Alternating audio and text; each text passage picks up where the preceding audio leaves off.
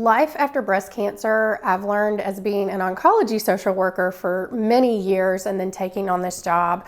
I personally have never had breast cancer, but I've worked very closely with many who have. Life after breast cancer comes with its own set of challenges, especially if you've had chemotherapy.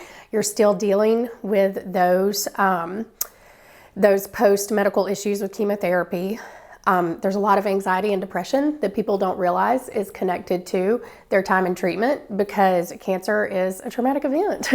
It is, and people don't realize this. There's a lot of mental health factors that go into that. And then most women want to jump back into the exercising and activities and things that they used to do, but your body's not ready yet.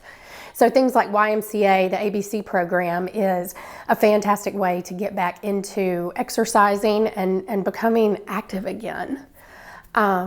Another thing post-breast cancer that I think ABC is wonderful about addressing is body image issues as well. Many women get mastectomies or even lumpectomies, so things are either uneven or they're gone, and just learning to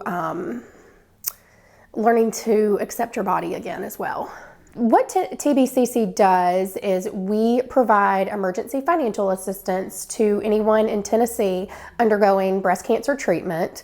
They have to meet our 3 criteria, which are a resident of Tennessee, in active breast cancer treatment, and live at or below 250% of the poverty level. So for the TBCC Emergency Fund, we are referral based, so I have a really wide network of nurse navigators, social workers from all the various clinics and major medical centers in Tennessee.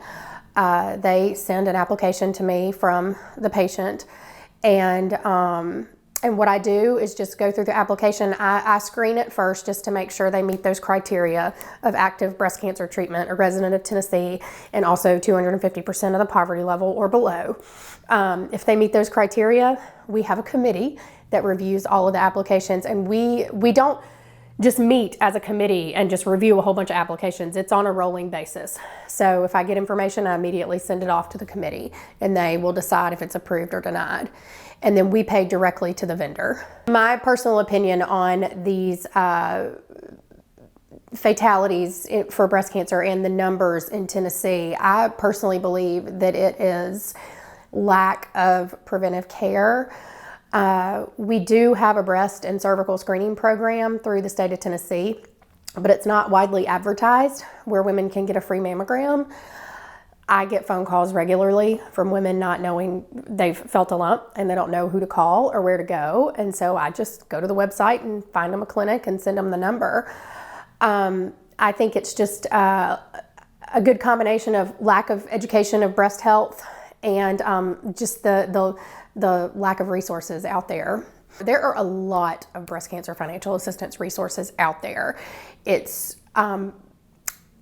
But if you don't have a navigator or a social worker or somebody working with you during your breast care and your treatment, it's hard to find.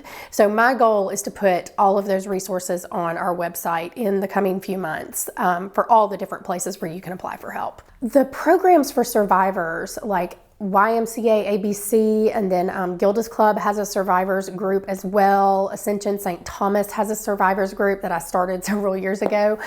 Groups like this can just, it helps normalize it, and it helps women connect with other women who've been through this so that they don't feel like they're walking through this alone, and they don't feel like, well, why am I so anxious and why am I so depressed? This is over. You know, I finished my treatment months ago. They're able to connect with other women who can lift them up and build them up and help them understand that that this is normal.